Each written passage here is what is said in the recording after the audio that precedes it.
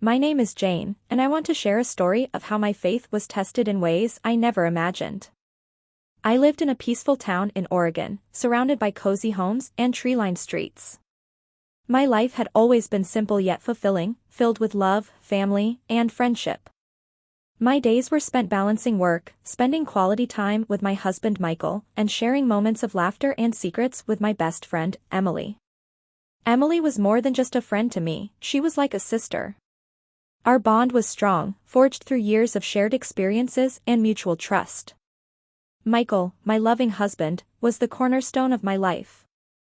Together, we built a home filled with warmth and joy. My faith in God had always been a guiding light, helping me navigate through life's challenges and blessings. However, I never imagined that my greatest test of faith was about to unfold. It all began on a seemingly ordinary day. The sun was shining, and the air was crisp with the scent of pine trees that surrounded our neighborhood.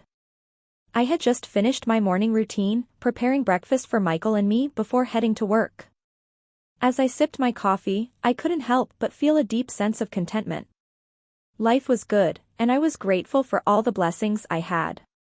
Emily and I had planned to meet at our favorite cafe later that day, a quaint little place where we often caught up over coffee and pastries. Our friendship was a sanctuary for me, a space where I could share my thoughts and dreams without fear of judgment.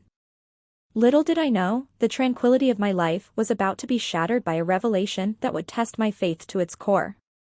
The day continued as any other, and I went about my tasks at work with a lingering sense of contentment.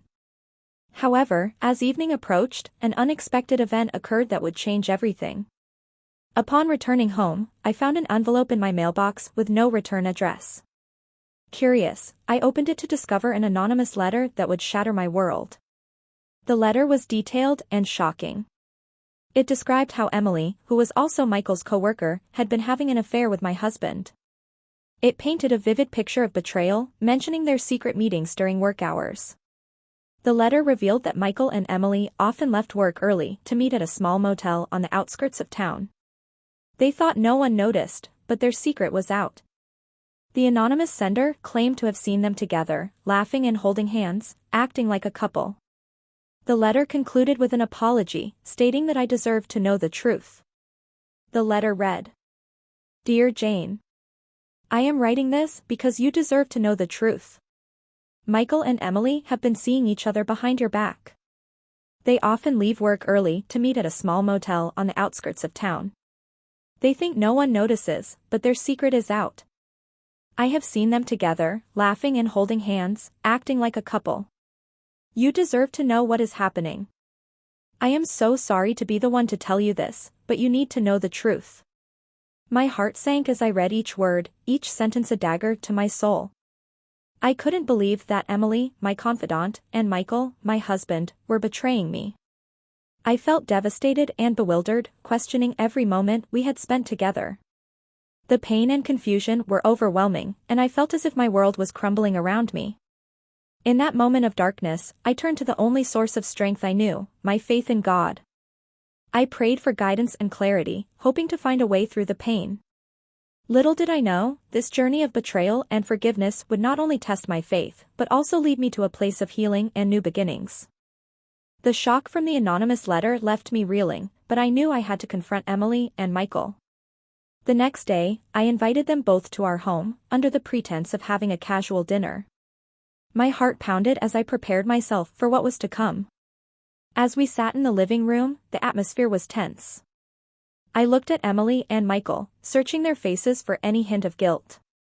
Finally, I took a deep breath and pulled out the letter, placing it on the table in front of them. "I received this yesterday," I began, my voice trembling. "I need to know if it's true." Emily and Michael exchanged quick, nervous glances. Michael was the first to speak. "Jane, this is ridiculous. Who would send something like this?" Emily nodded in agreement, but her eyes wouldn't meet mine. "Jane, you know how people can be. Someone must be trying to cause trouble." Their words felt empty, their denials insincere. My anger and hurt boiled over. "Don't lie to me," I shouted, tears streaming down my face. I trusted both of you with my life, and now I find out you've been sneaking around behind my back? Michael tried to reach out to me, but I pulled away. Jane, please, let's talk about this. We can work through it. Emily remained silent, tears welling up in her eyes. The weight of their betrayal was crushing, and I felt my faith waver. How could the two people I loved and trusted most do this to me? I stood up, my voice firm despite my shaking body. I don't want to hear any more lies. I need time to think, and I need you both to leave.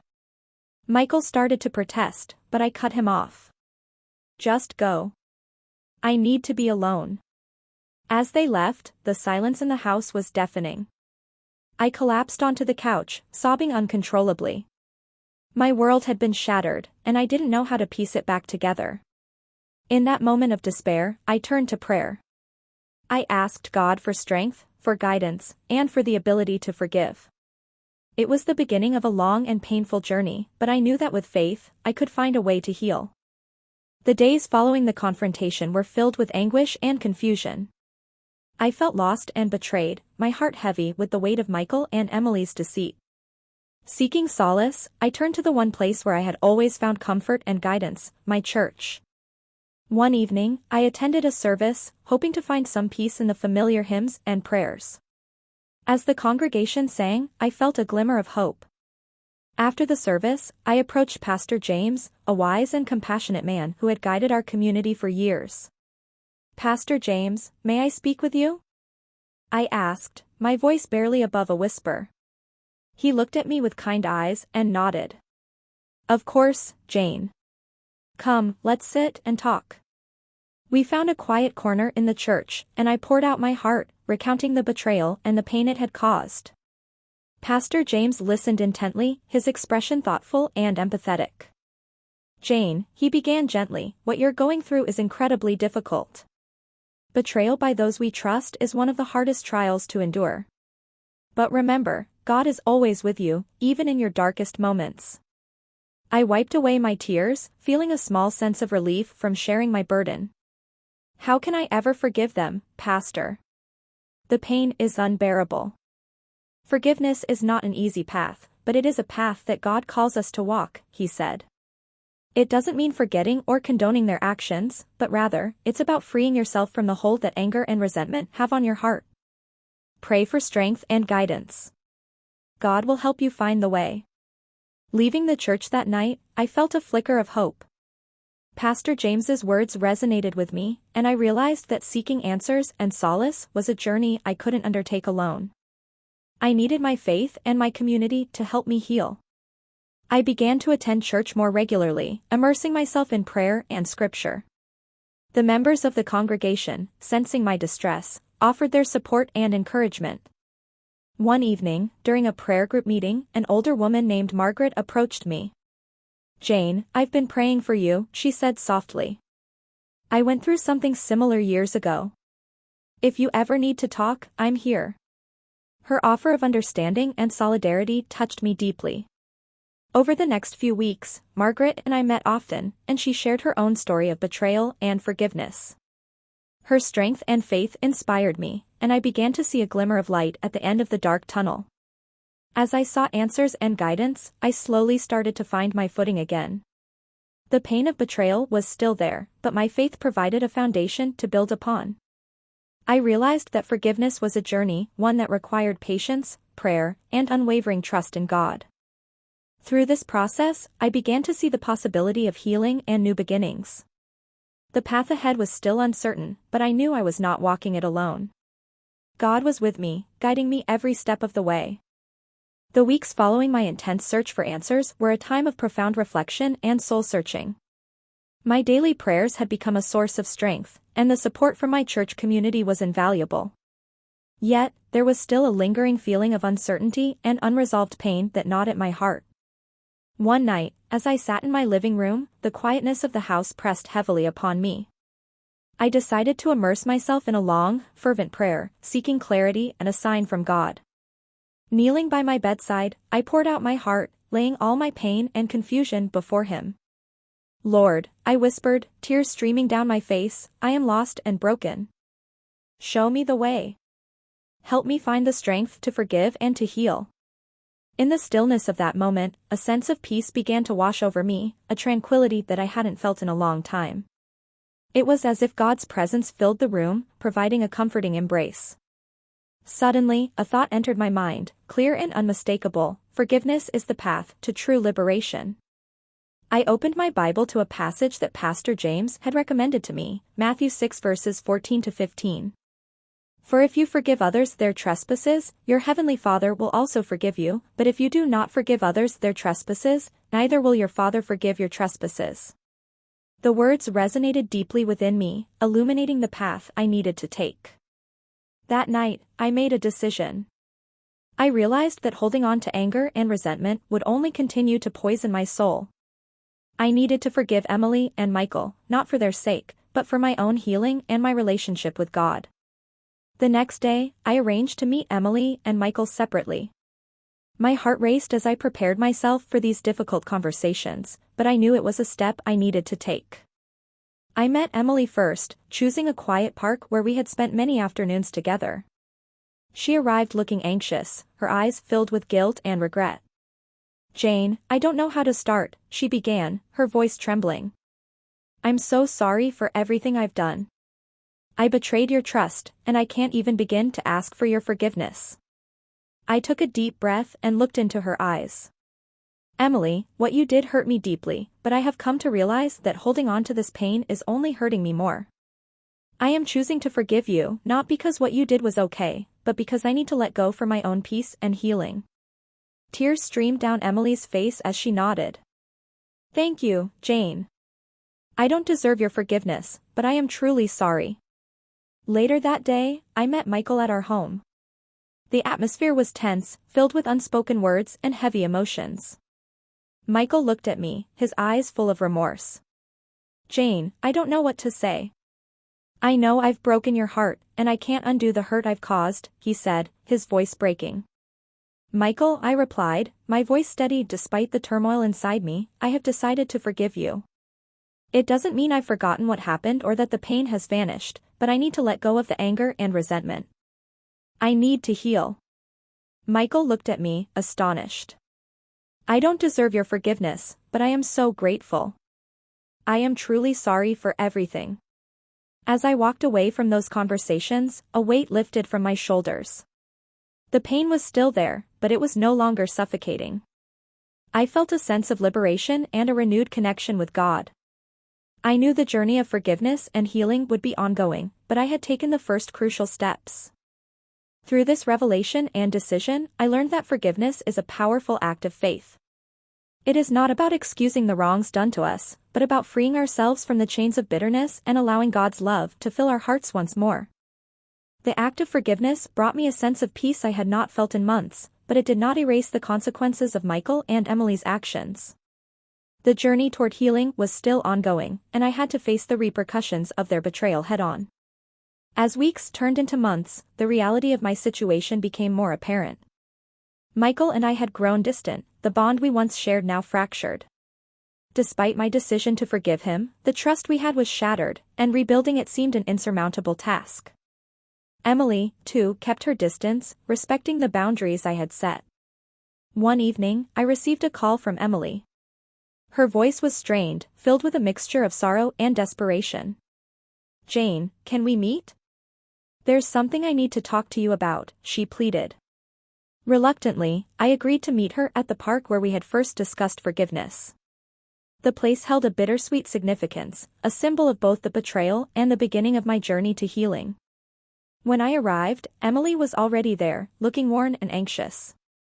She began to speak, her words tumbling out in a rush. "Jane, I need you to know that I've ended things with Michael. It was a mistake, and I've come to realize the gravity of what I've done. I am truly sorry, and I want to make amends, but I understand if you can't ever fully trust me again." Her confession was unexpected, but it brought a sense of closure. "Emily, I appreciate your honesty," I said softly. "Forgiveness doesn't mean things will go back to the way they were, but it does mean I can move forward. I hope you find peace and redemption." Our conversation was interrupted by the arrival of Michael. He approached us with a somber expression, clearly having overheard our exchange. "Jane, I've been doing a lot of thinking and soul-searching. I know I've caused you immense pain, and I am deeply sorry. Emily and I have decided to part ways, and I am willing to do whatever it takes to make things right between us." The final confrontation was at hand, and I felt a mixture of emotions, anger, sadness, and a faint glimmer of hope. "Michael, your actions have consequences, and our marriage has suffered greatly. I've chosen to forgive you, but rebuilding our relationship will require time, effort, and honesty. We need to face these consequences together, and it won't be easy." Michael nodded, tears in his eyes. "I understand, Jane. I am committed to doing whatever it takes to earn back your trust." The weeks that followed were challenging. Michael and I attended counseling sessions, both individually and as a couple, to address the underlying issues in our relationship. It was a painful process, but through it, we began to communicate more openly and honestly. The journey of reconciliation was arduous, but it also brought moments of growth and understanding. Emily, on the other hand, decided to leave town to start anew. Her departure was bittersweet, marking the end of a significant chapter in our lives. Although our friendship could never be the same, I wished her well, hoping she would find the peace and redemption she sought. The final confrontation with Michael and Emily, and the subsequent journey of facing the consequences, taught me valuable lessons about resilience, faith, and the power of forgiveness. It wasn't about erasing the past, but about finding a way to move forward with grace and hope. Through God's guidance and the support of my church community, I found the strength to navigate the aftermath of betrayal. The road ahead was still uncertain, but I was no longer bound by anger and resentment. Instead, I walked with a renewed sense of faith, ready to embrace whatever the future held. As Michael and I continued our journey of healing, it became clear that while forgiveness had been granted, our relationship had been irrevocably changed. Despite our best efforts in counseling and rebuilding trust, the bond we once shared seemed impossible to fully restore. We decided to part ways amicably, recognizing that it was the best path for both of us. During this period of transition, I immersed myself even more deeply in my faith and church activities. The support from my church community was unwavering, and it was here that I found a new source of strength and hope. One Sunday, after service, I was introduced to Jacob, a devout man who had recently moved to our town. He was kind and gentle, with a deep love for God that was evident in everything he did. Our conversations flowed naturally, and I felt an immediate connection with him. As weeks turned into months, Jacob and I grew closer. We spent time together volunteering at church events, attending Bible study groups, and enjoying the beauty of Oregon's outdoors. His presence in my life was a beacon of light, and for the first time in a long while, I felt genuinely happy and hopeful. One evening, as we walked by the river that ran through our town, Jacob took my hand and looked into my eyes. "Jane, I know you've been through a lot, and I admire your strength and faith. I want you to know that I am here for you, not just as a friend, but as someone who deeply cares for you." His words touched my heart, and I realized that God had brought Jacob into my life for a reason. "Jacob, you've been a blessing to me. Your kindness and faith have helped me heal in ways I never thought possible." Our relationship blossomed, and it wasn't long before we began discussing our future together. Jacob's unwavering faith and love provided a foundation upon which we could build something beautiful. One Sunday morning, during a special church service, Jacob stood up in front of the congregation and took my hand. "Jane, you have shown incredible resilience and faith. I love you, and I want to spend the rest of my life with you. Will you marry me?" Tears of joy filled my eyes as I nodded. "Yes, Jacob, I will." The church erupted in applause, and I felt an overwhelming sense of gratitude. God had guided me through the darkest times, and now, He was blessing me with a new beginning filled with love and hope. As Jacob and I planned our wedding, the healing journey continued.